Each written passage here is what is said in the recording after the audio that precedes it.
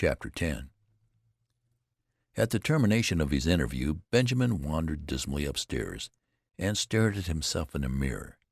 He had not shaved for 3 months, but it could find nothing on his face but a faint white down with which it seemed unnecessary to meddle. When he had first come home from Harvard, Roscoe had approached him with the proposition that he should wear eyeglasses and imitation whiskers glued to his cheeks, and it had seemed for a moment that the farce of his early years was to be repeated.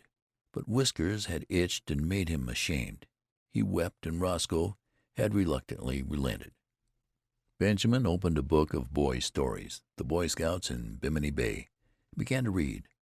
But he found himself thinking persistently about the war.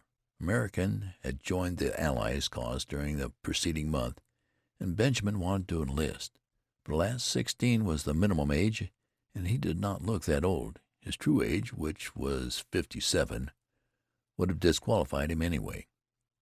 There was a knock at the door, and a butler appeared with a letter bearing a large official legend in the corner and addressed to Mr. Benjamin Button. Benjamin tore it open eagerly, and read the enclosure with delight. It informed him that many reserve officers who had served in the Spanish-American War were being called back into service with a higher rank, and it enclosed his commission as brigadier general in the United States Army, with orders to report immediately. Benjamin jumped to his feet, fairly quivering with enthusiasm. This was what he had wanted. He seized his cap, and 10 minutes later he had entered a large tailoring establishment on Charles Street, and asked in his uncertain treble to be measured for a uniform. "Want to play soldier, sonny?" demanded the clerk casually. Benjamin flushed. "Say, never mind what I want," he retorted angrily. "My name's Benjamin, and I live on Mount Vernon Place, so you know I'm good for it." "Well," admitted the clerk hesitantly, "if you're not, I guess your daddy is all right." Benjamin was measured, and a week later his uniform was completed. He had difficulty in obtaining the proper general's insignia because the dealer kept insisting to Benjamin that a nice V.W.C.A. badge would look just as well and be much more fun to play with. Saying nothing to Roscoe, he left the house one night and proceeded by train to Camp Mosby in South Carolina, where he was to command an infantry brigade. On a sultry April day he approached the entrance to the camp, paid off the taxicab which had brought him from the station, and turned to the sentry on guard. "Get someone to handle my luggage," he said briskly. The sentry eyed him reproachfully. "Say," he remarked, "where you going with the general's duds, sonny?" Benjamin, veteran of the Spanish-American War, whirled upon him with fire in his eye, but with, alas, a changing, treble voice.